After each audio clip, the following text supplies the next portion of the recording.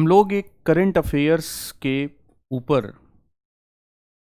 Exam point of view से एक series newspaper magazines इनमें जो सिविल सर्विसेज के एग्ज़ाम के रिक्वायरमेंट को ध्यान में रखते हुए जो इश्यूज आते हैं उन इश्यूज को डिस्कस करते रहेंगे। और उस कड़ी में मैं आज आपसे एक्सेस जुडिशियल एक्टिविज्म का एक मुद्दा, किसान आंदोलन पर जब सुप्रीम कोर्ट ने फैसला किसान आंदोलन से जुड़े हुए मुद्दे पर फैसला दिया था, तो सुप्रीम कोर्ट ने 3 कृषि कानूनों पर उसके अमल पर रोक भी लगा दी थी। किसान आंदोलन के उस पूरे गतिरोध के मुद्दे में और सुप्रीम कोर्ट के द्वारा किए गए प्रयास के संदर्भ में इस बात पर बहुत चर्चा नहीं हुई कि क्या सुप्रीम कोर्ट ने जो 3 कृषि कानूनों पर रोक लगाई, अमल पर जो रोक लगाई है, वह किसी संवैधानिक मुद्दे की तरफ संकेत करता है। और उस अगर कोई संवैधानिक मुद्दा है तो क्या वह मुद्दा एक्सेस जुडिशियल एक्टिविज्म से जुड़ा हुआ है? सुप्रीम कोर्ट के एक पूर्व सॉलिसिटर जनरल परासरन साहब थे, उन्होंने इस बात को कहा, न्यूज़पेपर्स में भी ये बातें आई। तो सुप्रीम कोर्ट के द्वारा 3 कृषि कानूनों के लागू होने पर जो स्टे लगाया गया, जो सस्पेंशन किया गया, उस सस्पेंशन पर जो एक कॉन्स्टिट्यूशनल इशू क्या है आ रहा है, उस कॉन्स्टिट्यूशनल इशू को हम लोग यहाँ पर क्या है देखेंगे, उस कॉन्स्टिट्यूशनल इशू को समझेंगे। सबसे पहले हम लोग ये समझेंगे कि ये मामला किससे संबंधित है। दूसरा, हम लोग इस बात को समझेंगे कि जुडिशियल एक्टिविज्म से अगर ये संबंधित है तो जुडिशियल एक्टिविज्म क्या है और क्यों ये कहा जा रहा है कि एक्सेस जुडिशियल एक्टिविज्म जो है यहां पर हो रहा है। मामला क्या है? 3 कृषि कानूनों के अमल पर सुप्रीम कोर्ट ने रोक लगाई।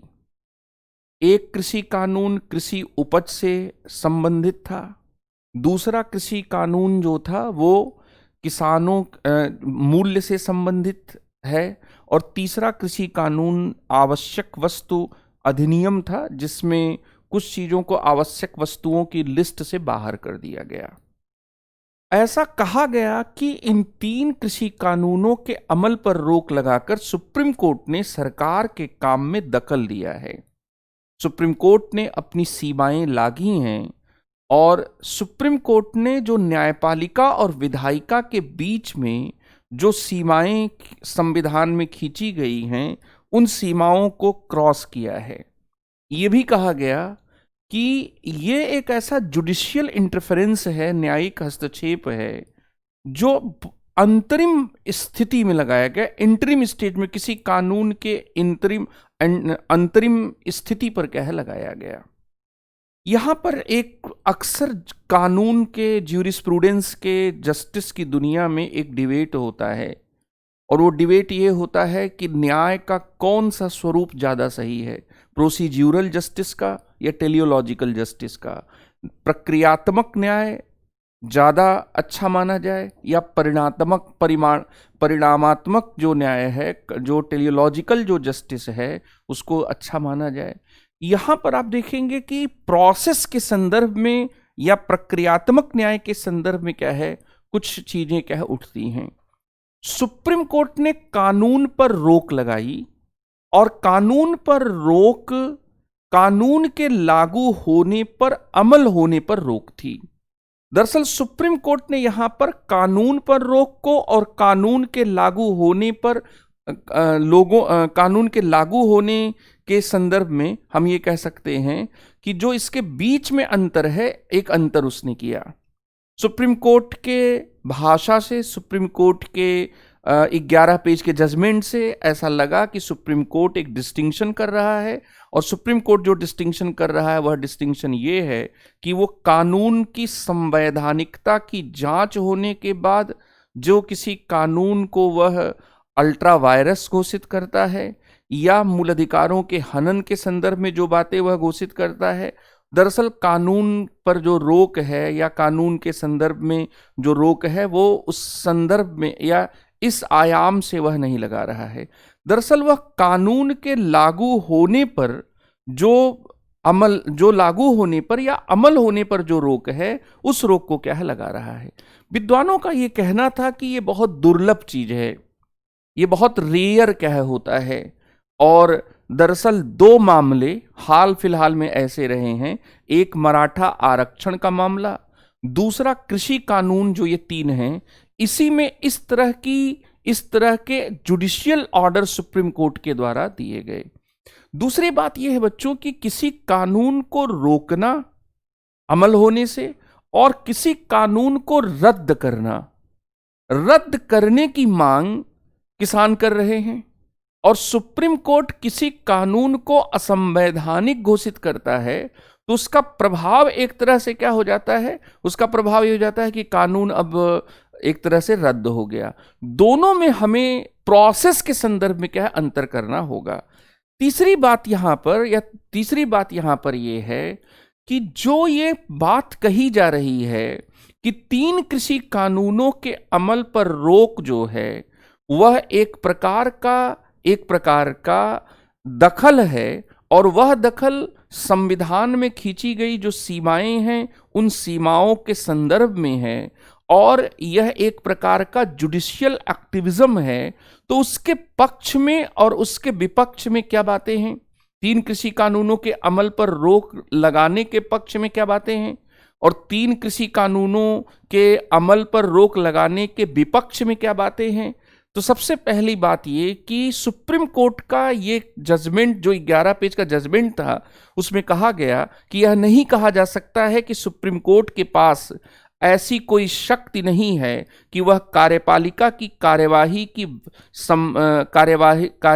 को जो किसी वैधानिक अधिनियमन के अधीन है उसको रोक नहीं सकती है। यहाँ पर हम कहेंगे कि सुप्रीम कोर्ट अपने कृषि कानूनों के अमल के रोक के संदर्भ में जो बात ये कह रहा है कि उसके पास ये शक्ति है, लेकिन जो लोग इसके विपक्ष में बात कर रहे हैं वे कह रहे हैं कि यह शक्तियों के पृथक्करण के सिद्धांत का, यह सेपरेशन ऑफ द पावर के प्रिंसिपल का उल्लंघन है। क्यों? क्योंकि जब न्यायालय किसी कानून के संदर्भ में, किसी कानून के अमल के बारे में रोक लगाता है तो वह संसद के मामलों में और इसके साथ ही कार्यपालिका के मामलों में क्या है दखल करता है या हस्तक्षेप करता है। दूसरी बात यह कि जो लोग इसके पक्ष में बात कर रहे हैं कि सुप्रीम कोर्ट ने 3 कृषि कानूनों पर के अमल पर रोक लगाकर बिल्कुल क्या सही किया है, तो यहां पर वो लोग ये कह रहे हैं कि ये कानून पर रोक नहीं है, कानून के अमल पर रोक है। लेकिन जो लोग इसके विपक्ष में बात कर रहे हैं उनका ये कहना है कि सुप्रीम कोर्ट ने ऐसा करके एक बहुत ही रेयर प्रेसिडेंस प्रस्तुत किया है, बहुत ही दुर्लभ नजीर सुप्रीम कोर्ट ने क्या है प्रस्तुत की है, और दोनों का प्रभाव एक है, चाहे आप कानून पर रोक लगाएं या कानून के अमल पर रोक लगाएं। और सबसे बड़ी बात यह है कि यह जो प्रिजम्पशन ऑफ कॉन्स्टिट्यूशनलिटी होता है, संवैधानिकता की जो पूर्व मान्यता होती है, उस संवैधानिकता की पूर्व मान्यता के क्या है विपरीत है।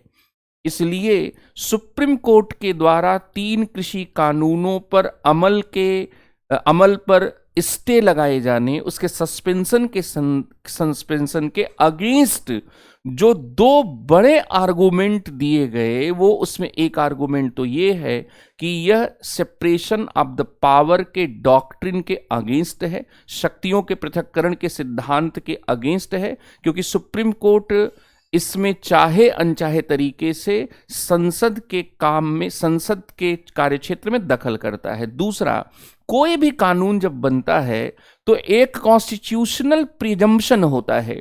वो जो कॉन्स्टिट्यूशनल प्रिजम्पशन होता है, सुप्रीम कोर्ट उस कॉन्स्टिट्यूशनल प्रिजम्पशन को स्वीकार करके रोक नहीं लगा रहा है, उस कॉन्स्टिट्यूशनल प्रिजम्पशन के अगेंस्ट क्या है जा रहा है, जो इनिशियल स्टेज के संदर्भ में ठीक नहीं है। तीसरी बात यहां पर ये कि कुछ लोग जो इसके पक्ष में हैं उनका कहना है कि सुप्रीम कोर्ट ने हालात को देखते हुए इस मामले को सुलझाने की एक व्यवहारिक कोशिश की है, इसलिए इसको तकनीकी स्वरूप में नहीं देखा जाना चाहिए। लेकिन जो इसके विपक्ष में है उनका कहना है कि मामला सुलझा भी नहीं और एक गलत नजीर सुप्रीम कोर्ट ने प्रस्तुत कर दी। गलत नजीर कैसे सुप्रीम कोर्ट ने प्रस्तुत कर दी? क्योंकि सुप्रीम कोर्ट जो है यहां पर संसद के द्वारा बाकायदा पारित किए गए कानून की पूरी संवैधानिकता की जांच करने के बाद एक फाइनल एडजुडिकेशन के रूप में अगर कोई डिसीजन देता तो वह बात संविधान के संदर्भ में बिल्कुल ठीक थी, लेकिन उसने बहुत इनिशियल स्टेज में ही क्या है सस्पेंशन का ऑर्डर दे दिया, जो एक गलत नजीर है। इसके साथ ही जो लोग कहते हैं कि सुप्रीम कोर्ट ने ठीक किया, उनमें से कुछ लोग ये कहते हैं कि भारतीय संविधान के अनुच्छेद 142 में जो कंप्लीट जस्टिस की बात कही गई है, तो पूर्ण न्याय को हासिल करने के लिए सुप्रीम कोर्ट ऐसे पावर्स रखता है कि वह स्टैट्यूटरी इनैक्टमेंट को के ऊपर जो एग्जीक्यूटिव ऑर्डर्स हो, जो एग्जीक्यूटिव की जो एक्टिविटीज होती हैं उनको क्या है रोक लगा सकता है। भारतीय संविधान के अनुच्छेद 142 में पूर्ण न्याय की बात कही गई है और पूर्ण न्याय के लिए सुप्रीम कोर्ट के पास इस प्रकार की शक्तियां हैं। जो लोग इसके विपक्ष में हैं वे कहते हैं कि 1984 के सिलीगुड़ी के नगरपालिका के टैक्स के मामले में सुप्रीम कोर्ट ने खुद ये डिसीजन दिया था कि किसी भी कानून के इनिशियल लागू होने के इनिशियल स्टेज पर ही उसके अमल पर रोक लगाना एक गलत चीज है। और 2013 के सिगरेट के मामले में भी, सिगरेट कानून के मामले में भी सुप्रीम कोर्ट ने यहां पर इस तरह का निर्णय दिया था। सुप्रीम कोर्ट का खुद ये कहना है कि जो मराठा आरक्षण था, तो मराठा आरक्षण को भी लागू होने से उन्होंने क्या है रोक दिया था। अब यहां पर इस मामले के भीतर की बात क्या है? दरअसल ये जो मामला है ये न्यायिक समीक्षा और न्यायिक सक्रियता के बीच जो बारीक अंतर होता है, उस बारीक अंतर को पाट देने का मामला है। दरअसल हम ये भी कह सकते हैं कि न्यायिक समीक्षा जो होती है उसमें सुप्रीम कोर्ट किसी कानून को 4 आधारों पर असंवैधानिक घोषित करता है। जो 4 आधार असंवैधानिक घोषित किए जाने के होते हैं वो आधार क्या क्या होते हैं? सुप्रीम कोर्ट किसी भी कानून को अल्ट्रा वायरस घोषित कर सकता है on the ground of the provision of the Indian constitution. तो यहां पर अल्ट्रा वायरस होने के आधार पर। दूसरा, वायलेशन, फंडामेंटल राइट्स के वायलेशन, मूल अधिकारों के हनन के आधार पर किसी कानून को असंवैधानिक घोषित कर सकता है। इसके साथ ही किसी दूसरे कानून से असंगत होने के आधार पर अवैध घोषित कर सकता है। और कानून बनाने वाली जो विधायिका या व्यवस्थापिका है, उस व्यवस्थापिका के क्षेत्राधिकार के न होने के आधार पर भी किसी भी कानून को असंवैधानिक घोषित कर सकता है। यहां पर जो 3 कृषि कानून थे जो कृषि उपज से जुड़े हुए थे, कृषि उत्पादों के मूल्य से जुड़े हुए थे और इसके साथ ही आवश्यक वस्तु अधिनियम से जो जुड़े हुए हैं, उन 3 कृषि कानूनों के संदर्भ में न्यायिक समीक्षा की कोई ऐसी स्थिति क्या है नहीं आई, क्योंकि न्यायिक समीक्षा में at the time of final adjudication किसी भी कानून को असंवैधानिक घोषित किया जाता है। यहां पर सुप्रीम कोर्ट ने न्यायिक सक्रियता जो दिखाई वह भी एक खास किस्म की न्यायिक सक्रियता दिखाई। जब सरकार के कार्यपालिका प्रेरित होने के बजाय न्यायपालिका प्रेरित हो जाए, जुडिशरी ड्रिवन हो जाए, जब सरकार कार्यपालिका के कार्यों और इसके साथ ही विधायिका के कानूनों, इनको क्या है, इनके संदर्भ में ऑर्डर्स जारी, जब न्यायपालिका ऑर्डर्स जारी करे तो वहां पर न्यायिक सक्रियता की स्थिति होती है। न्यायिक सक्रियता में सुप्रीम कोर्ट किसी एक्ट को या न्यायिक सक्रियता के अंतर्गत सुप्रीम कोर्ट किसी कानून को स्टे कर सकता है या किसी ऑर्डर को, एग्जीक्यूटिव ऑर्डर पर रोक लगा सकता है। यहां पर ये जो दोनों चीजें हैं, इसमें किसी एक्ट पर इनिशियल जो स्टे होता है, सस्पेंशन होता है, वो बहुत रेयरेस्ट ऑफ द रेयर होता है। यहां ऐसा बहुत कम होता है। इसीलिए इस मामले में कहा जा रहा है कि सुप्रीम कोर्ट ने दरअसल यहां पर एक कानून को लागू होने पर रोक का आदेश देकर दरअसल इनिशियल लेवल पर ही बिना संवैधानिक वैधता की जांच किए हुए एक स्टैंड लिया है। ऐसा बहुत कम होता है। इसीलिए भारत के एक पूर्व सॉलिसिटर जनरल ने पराशरन साहब ने कहा कि यह एक्सेसिव जुडिशियल एक्टिविज्म का क्या है उदाहरण है। जैसे मान लीजिए कि कोई कानून है, उस कानून पर सुप्रीम कोर्ट ने विचार किया। विचार करने के बाद सुप्रीम कोर्ट ने वहां पर निर्णय दिया, फाइनली निर्णय दिया, और उससे खुद एक कानून अगर बनता है तो केस लॉ होता है।